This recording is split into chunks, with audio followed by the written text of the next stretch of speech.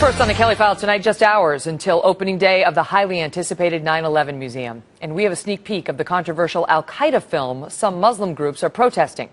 Critics demanded that this film be re-edited to remove references to jihad, but the museum has refused. Families of 9/11 victims and first responders were recently invited to preview the museum before opening day, and documentary filmmaker Dennis Michael Lynch was also there. I don't understand why anybody of the Muslim faith would feel dishonored or disrespected by that video. Did it change the way I feel about Islam and Muslims? No, not one bit. My feelings are already established long before I saw that film. Jihad, Al-Qaeda, they define the words in there. I learned a lot by that video. The jihad and terrorists, those words need to be in the video because that's what happened. Those are the events that led up to 9/11. So, did it change your feeling about Muslims at all? It didn't change my feelings against Muslims whatsoever, no. The political correctness is what got us here to begin with. They want this words jihad and radical Islam out of there. I think that's totally wrong. That doesn't change my opinion on Muslims. There's bad people in every culture, and that is a bad group who wants to destroy anyone who isn't radical. So the video didn't sway you a certain way? No, not at all. Joining me now, Dennis Michael Lynch. He's the producer of We Ride to D.C. and They Come to America. Dennis, good to see you. Good to see you. So you've had a look at this place. It's become so controversial. Some believe that the terrorists are too highlighted, receive too much play. Controversy about the remains of the victims still being in the museum over or underneath a gift shop where you can pick up trinkets. And then, of course, the controversy over this film and whether it should be referencing jihad, which is offensive to some Muslims. Your thoughts on what people were talking about there and having seen it yourself? Well, the video is spot on, and it can't be changed. As far as I'm concerned, they're lucky I didn't make the video. It tells the story.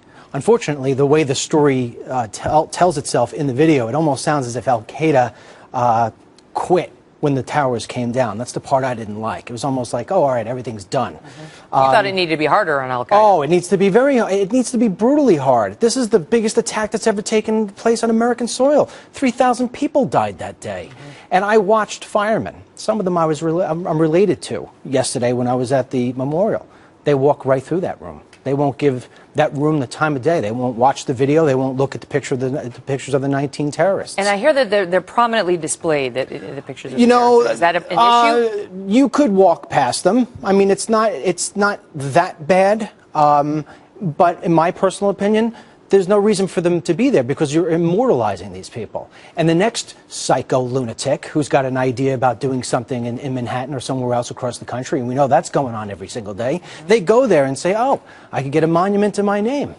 Because that's really, in a way, what that room is like. Let's talk about the remains, because there are still remains of victims there. Over 1,000. And now the placement of this museum is basically they're adjacent to a gift shop, and some of the survivors, the relatives, are saying this is outrageous. Yeah, they're very upset. And, you know, that museum is done beautifully. It's very tasteful, except for the gift shop and the food court. The remains is the problem. The families didn't want the remains in there. And they are in there, and they're underground. And the atmosphere outside the museum, Megan, it's almost circus-like. I mean, people walking around with balloons and people going up into the windows with their face smushed up against the window. That's sacred ground.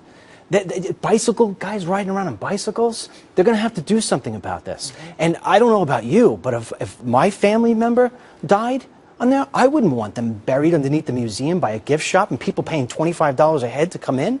It's completely disrespectful. Completely disrespectful. I mean, they say that you can go in and you can, the Holocaust Museum in D.C., the Pearl Harbor Memorial in Hawaii, all of these have gift shops, and yet this is very recent in, you know, the grand scheme of time. The remains are right there, and you're talking about 3,000 dead Americans, and you can go buy a sweatshirt with pictures of the Twin Towers right next to their remains for $100, or you could buy a hoodie or a baseball cap. I mean, that part of it, when you walk in there, you feel like you're in Yankee Stadium.